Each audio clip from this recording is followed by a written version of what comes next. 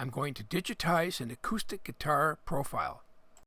I'm going to use Logic Trace to do the digitizing, and I'm going to trace out a full-size diagram.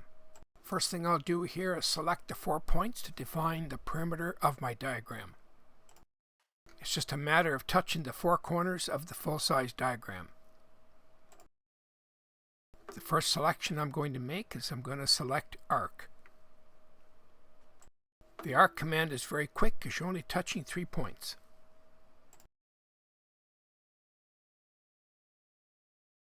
Next, I'll select the Line command for that straight part along the neck.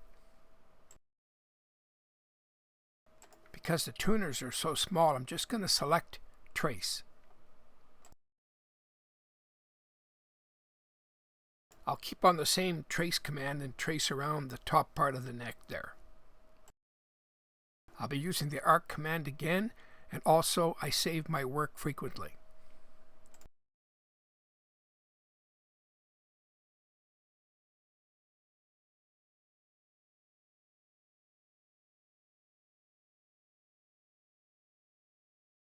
Here I'll be selecting Trace again.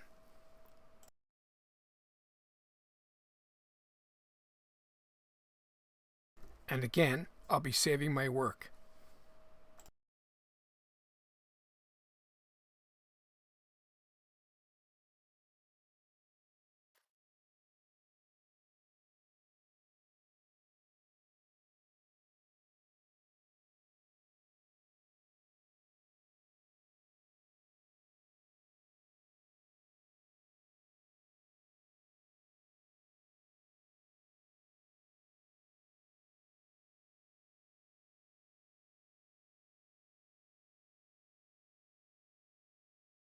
Again, I'll be using the Trace command, and then I'm going to switch to the Curve Fit for that round part.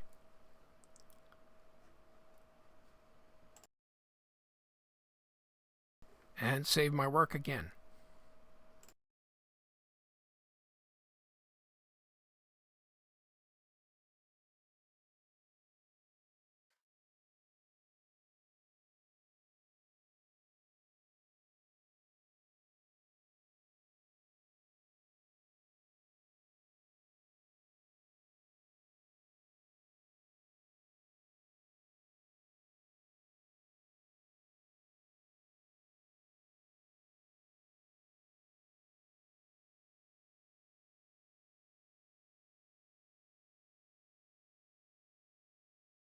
I'll be using the Line command to trace out those strings. The Line command is quick, just a couple of clicks and you got a full line traced out.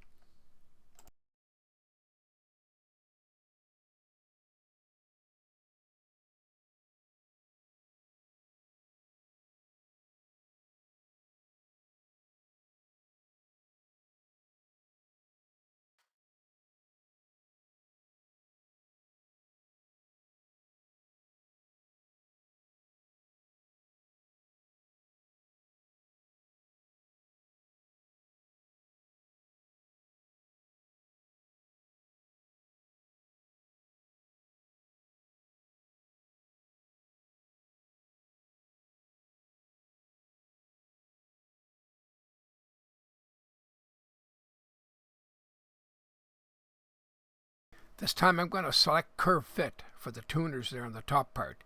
We'll see how that goes. It's very quick and easy to switch commands from Curve Fit to Line to Arc and to Trace. Makes it very easy to trace. And again, I'm saving my work.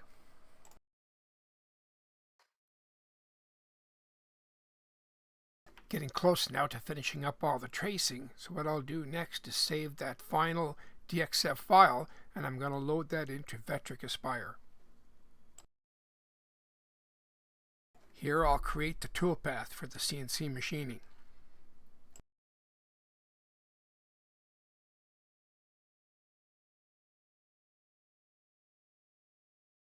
Shown here, I've loaded the completed file into Vectric Aspire 11.5. I'm going to check the vector quality, and then I'm going to create the toolpath for the CNC and have a look at the simulator to see how the cut is going to look. Shown here, I've mounted the live edge piece to the CNC slave table and I'm getting ready to make my cut. This live edge piece is 5/8 thick, 11 inches wide, and about 29 inches long.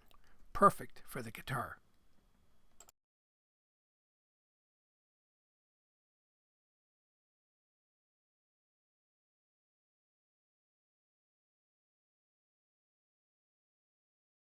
I'm using a 1/4 inch carbide end mill, and I've selected about 19,000 RPM for the router, and I got a feed rate of about 50 inches per minute.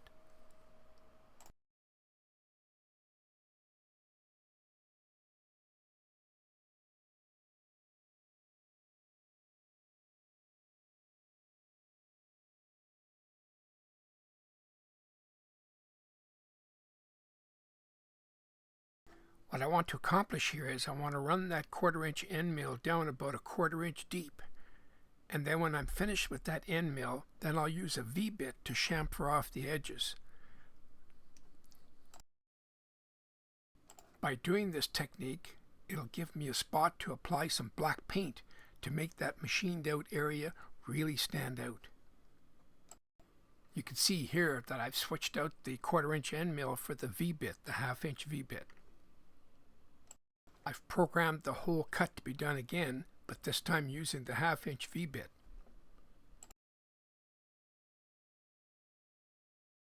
Gives it sort of a carved look.